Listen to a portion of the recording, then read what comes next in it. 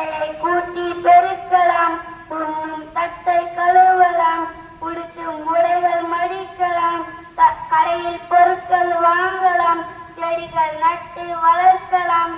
இந்த வேலை பெரிதென ஏற்றத்தாழ்வு இல்லையே, எந்த வேலையாயினும் எல்லாருமே செய்வோமே. நன்றி.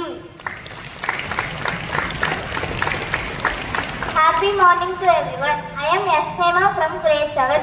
Today's quote: we were scared, but our fear was not as strong as our courage. Said by Malala. Thank you.